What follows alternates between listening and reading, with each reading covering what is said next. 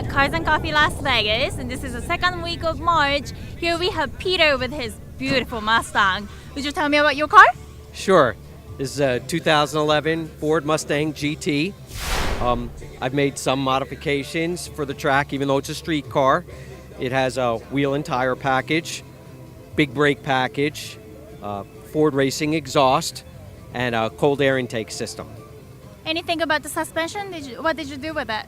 This is an IBOC Pro System Plus kit, and it's lowered about 1.5 inches. It includes racing springs, the dampers front and rear, sway bars, and poly bushings, and it really makes it handle very, very flat on the track.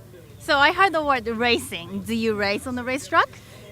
Technically, they call it high-performance driving events. So you're really not racing, even though you're thinking you are. So there are track events I run 3 to 4 times a year, normally with the Porsche Club or the Corvette Club or the Audi Club, and oftentimes it's at Spring Mountain Motorsports in Pahrump. And it's a 3 to 4 mile track with various configurations, and it's pretty fun, pretty aggressive, and very fast. How often do you go there? About 3 to 4 times a year, and it's fantastic. It's heaven out there. I love it. Is this your daily as well? This is a daily driver street car, and I make no modifications from this point to the track, which is what I was going for. I wanted a street car that's drivable every day, comfortable, leather and heated seats and the big stereo and GPS, and the wife wanted all that stuff too. So I did these modifications to the suspension and the brakes to make it really competent on the track. So I make no changes when I move from the street to the track. It's very easy. Drive out there, drive home. It's great.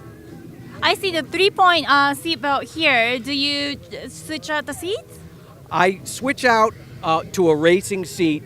I remove the stock seat because the leather is just too slippery on the track. And I put in a racing seat, and the events I drive in do not require a roll bar or a 5 or 6 point harness. So I use the 3-point, and I cinch it, and it's fine. And I heard this is 2011 Mustang, and it's so shiny. What's the secret to keep your car so good looking? It goes against what you think. You would think, oh, wash it all the time. No, I don't wash it all the time. I only wash it a few times a year, and I use a California duster once a week. And that really helps keep the condition of the finish and the clear coat very shiny, and it repels a lot of dirt and a lot of dust that way. There should be something more to it because it's just so shiny. Look at this. This is just beautiful, as if it just came from this showroom. So I'll confess, once a year, I have a professional detailer clay the car, full clay, and a full sealer on the outside. But that's only once a year. And that helps. All right. All right. Well, is there anything else that you want to add? You want to see underneath? Let's take a look under the hood. This is fairly stock. This is strut tower brace, comes from Ford. I did not put that in.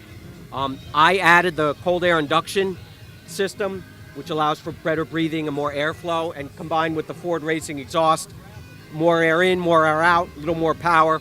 Otherwise, everything else is stock under here. This is fully stock.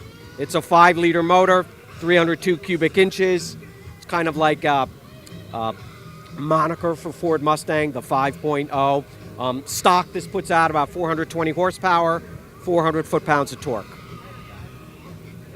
So what it takes from the 0 to 60 seconds to speed? 0 to 60 in this car is from Ford was about 4.5 seconds. With this stickier, wider tires that I have on, it's probably about 4.1, 4.2 seconds in a quarter mile, and about 12 and 3/4 seconds in the quarter mile. Sorry, 4.1 seconds in 0 to 60 and about 12.5 in the quarter mile. Must be really fun to drive this car. It's a lot of fun. It's not a straight line monster like some of the cars you see here that put out tons of power, meant to go in a straight line. I tried to develop a all-around performing car, and I focused a lot more on brakes and handling. That's why I've made really no power modifications. So if you take a look, they got large brakes in front, large brakes in rear, which didn't come stock.